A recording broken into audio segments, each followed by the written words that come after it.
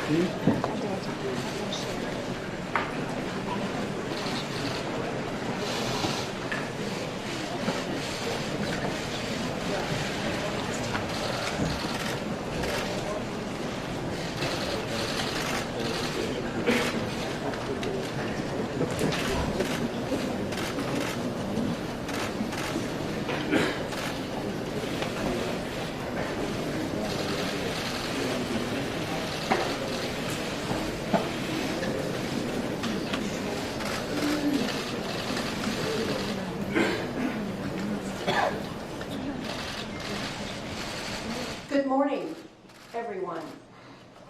Across the splendid array of countries and cultures represented here, we come together this morning united by our belief that flourishing societies are sustained by religious freedom. Sadly, this understanding is not universal. Today, all over the world, people of faith face a rising tide of persecution. In just the past years, we have witnessed horrific acts of violence committed against worshipers in mosques, churches, and synagogues. We have watched the arbitrary detention and the mistreatment of religious minorities in countries around the globe. And we have felt the chill of a world that seems increasingly disinterested in defending the rights of all people to exercise of sincerely held religious beliefs. As leaders, a time such as this calls us to demonstrate our commitment to religious liberty, not only in word, but also in deed. Which is why I am so extraordinarily pleased and honored that we are joined here today by President Donald Trump and Vice President Mike Pence. Under the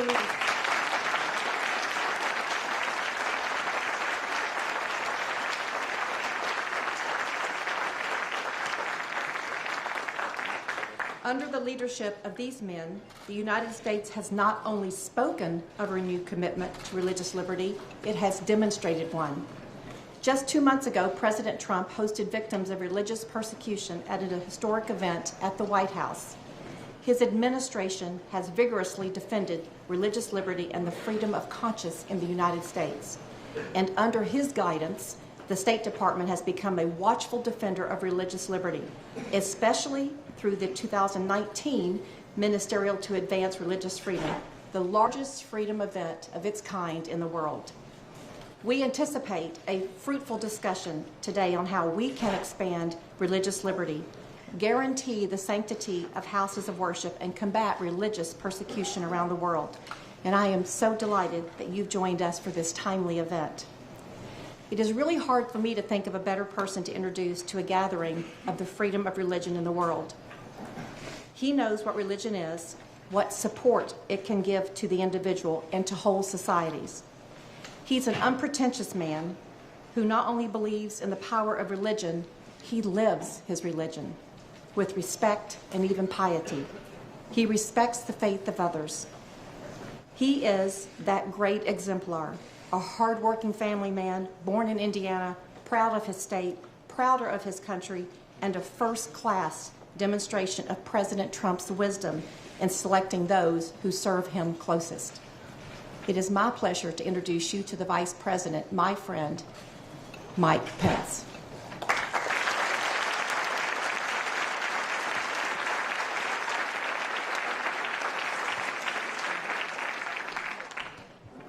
Mr. President, Secretary General Guterres, Ambassador Kraft, Secretary Pompeo, members of the Cabinet, distinguished members of Congress, world leaders, and most especially to the courageous men and women who join us here today, who have suffered persecution and violence for simply living out your faith, whether that be Christianity, Judaism, Buddhism, and Islam. It is my great honor to be here today with the President of the United States to reaffirm America's commitment to what the people of our nation have always believed, that every person is endowed by our Creator with certain inalienable rights. And Americans have always believed our first freedom is the freedom of religion. Today, President Donald Trump becomes the first American president to convene a meeting here at the United Nations on religious freedom, and it is my great honor to introduce him.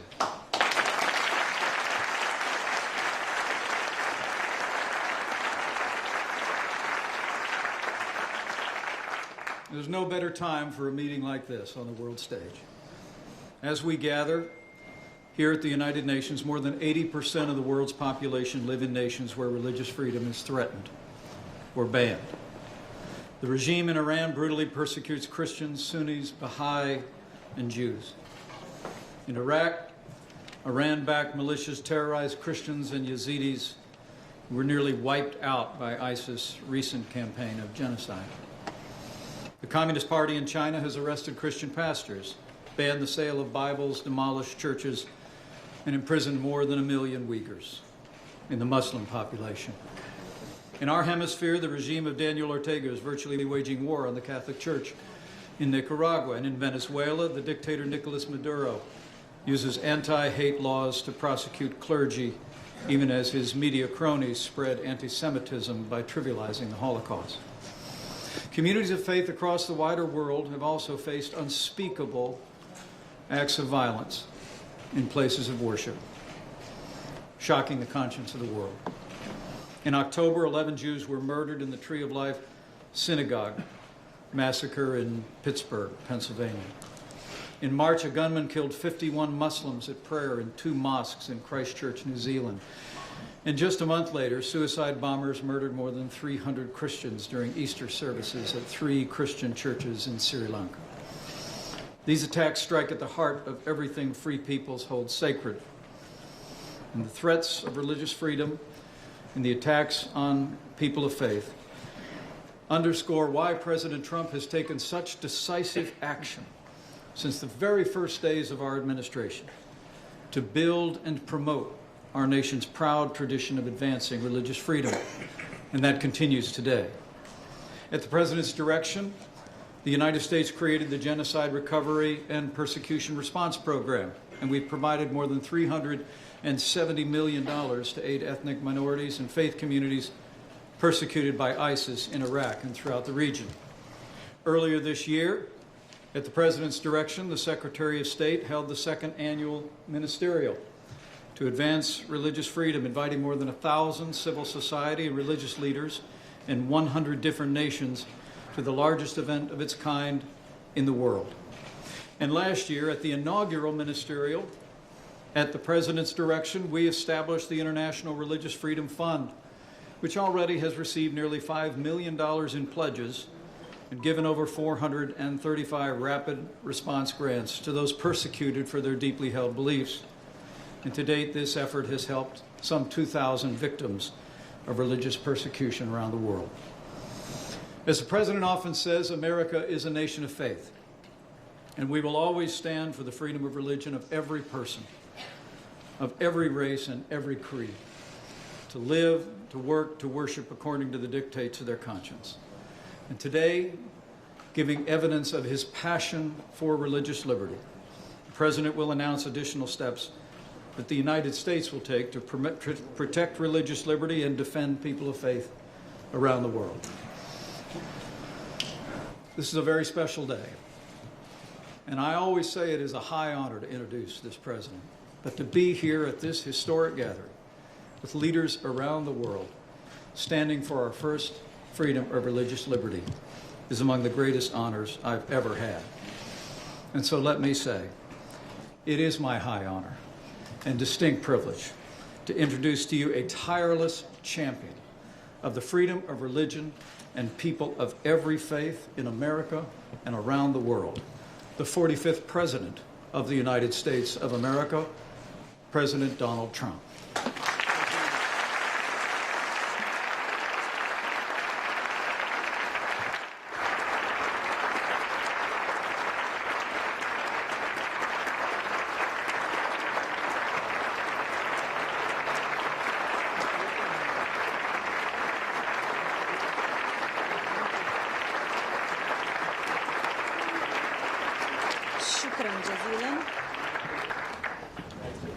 شكرا هذا جميل. أود أن أشكر أيضا مايك. اليوم هو شرف حقيقي لي بأن أكون أول رئيس للولايات المتحدة يصدق. An honor it is. This is long overdue, and I was shocked when I was given that statistic that I would be the first. That's very sad in many ways, and it's great to be with you. I want to thank Vice President Pence for the outstanding job he's doing. He's been a fantastic and valuable representative of our country. Likewise, Secretary Mike Pompeo, Ambassador Kelly Crabb, Secretary Ross, Secretary Mnuchin, Ambassador Sam Brownback, all for joining us today. And we have other representatives of our cabinet and the administration in the room. We've done a lot.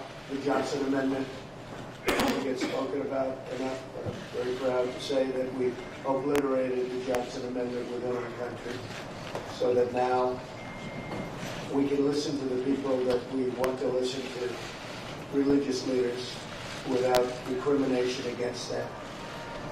It's a very important thing, and I said that at the beginning. I would imagine. If you don't, you're not doing your job.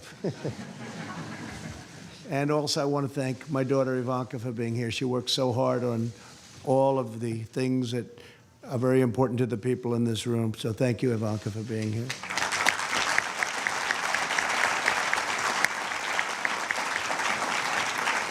The United States is founded on the principle that our rights do not come from government, they come from God. This immortal truth is proclaimed in our Declaration of Independence and enshrined in the First Amendment to our Constitution's Bill of Rights. Our founders understood that no right is more fundamental to a peaceful, prosperous, and virtuous society than the right to follow one's religious convictions. Regrettably, the religious freedom enjoyed by American citizens is rare in the world. Approximately 80% of the world's population live in countries where religious liberty is threatened, restricted, or even banned. And when I heard that number, I said, please go back and check it because it can't possibly be correct. And sadly, it was 80%. As we speak, Jews, Christians, Muslims, Buddhists, Hindus, Sikhs, Yazidis, and many other people of faith are being jailed, sanctioned, tortured, and even murdered, often at the hands of their own government, simply for expressing their deeply held religious beliefs. So hard to believe. Today, with one clear voice, the United States of America calls upon the nations of the world to end religious persecution.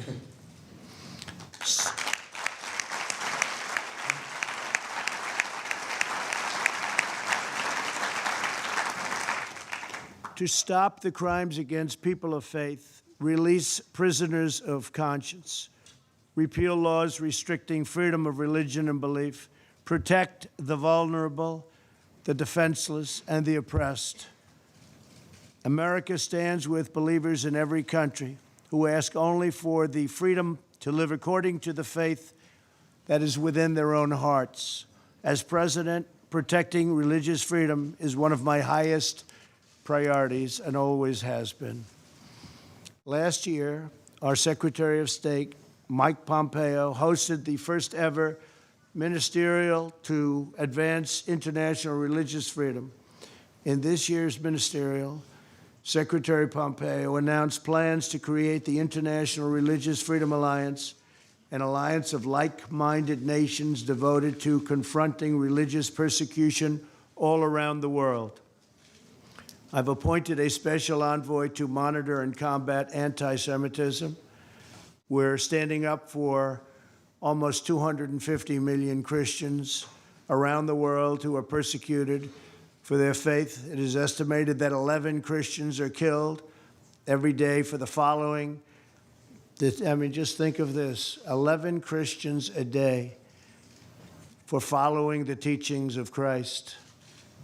Who would even think that's possible in this day and age? Who would think it's possible?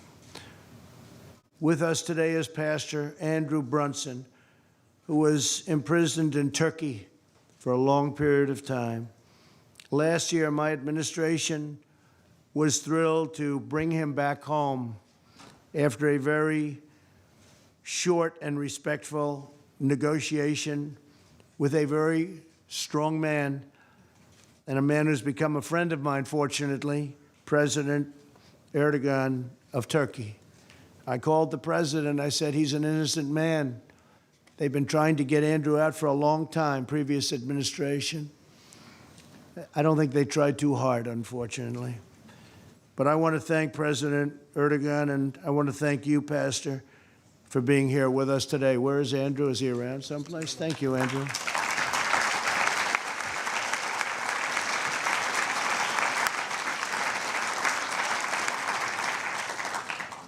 We did a good job with that negotiation, Andrew. You got back. Wasn't easy, it wasn't pretty, but you got back, and we're proud of you. You have a great family. And the love, when Andrew came back, the love from so many people, it was actually, I hadn't seen anything quite like it. So congratulations, and I understand you're doing fantastic work with your family. Thank you very much. Thank you, Andrew.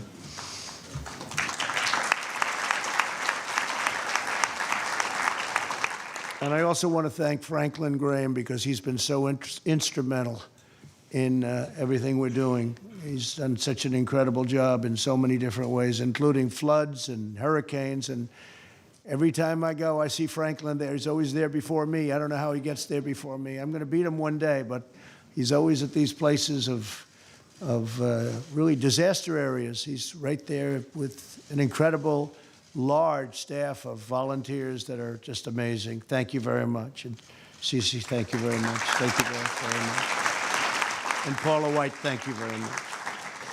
In July, I met with survivors of religious persecution at the White House, and we're honored that many of them could be here today as well. Some of these individuals suffered as a result of state-sponsored persecution, others at the hands of terrorists and criminals. No matter the case, America will always be a voice for victims of religious persecution everywhere. No matter where you go, you have a place in the United States of America. Could I ask those folks to stand up, please? Please stand up.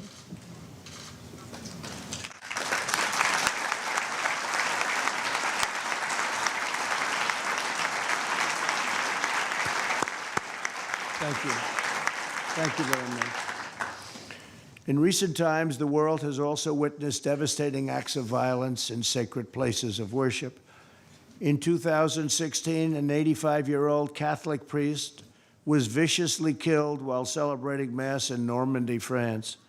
In the past year, the United States endured horrifying anti-Semitic attacks against Jewish Americans at synagogues in Pennsylvania and California.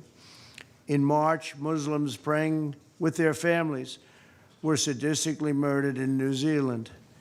On Easter Sunday this year, terrorists bombed Christian churches in Sri Lanka, killing hundreds of faithful worshipers. Who would believe this is even possible? These evil attacks are a wound on all humanity. We must all work together to protect communities of every faith. We're also urging every nation to increase the prosecution and punishment of crimes against religious communities. There can be no greater crime than that. This includes measures to prevent the intentional destruction of religious sites and relics. Today, the Trump administration will dedicate an additional $25 million to protect religious freedom and religious sites and relics. We're also pleased to be joined today by many of the partners from the business community as we announce a very critical initiative. The United States is forming a coalition of U.S. businesses for the protection of religious freedom. This is the first time this has been done. This initiative will encourage the private sector to protect people of all faiths in the workplace. And the private sector has brilliant leadership. That's why some of the people in this room are among the most successful men and women on earth. They know how things get done, and they know how to take care of things, and they're with us now for the first time to this extent, first time ever, and we're really honored to have you in the room. Great business leaders, great people of strength. Too often, people in positions of power preach diversity well, silencing, shunning, or censoring the faithful. True tolerance means respecting the right of all people to express their deeply held religious beliefs. Before I conclude, I want to once again thank all of the survivors in the room for their courage and resilience. You're an inspiration to the world. You remind us that no force on earth is stronger than the faith of religious believers.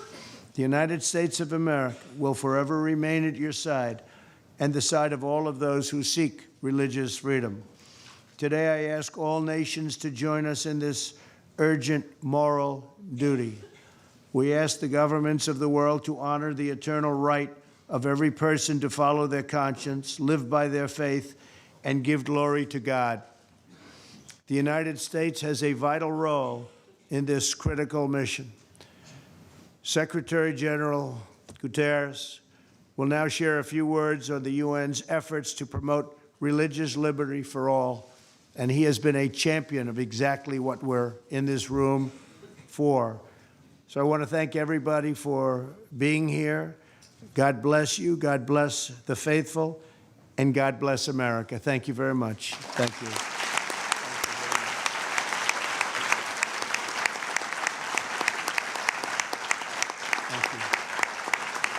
Thank you very much.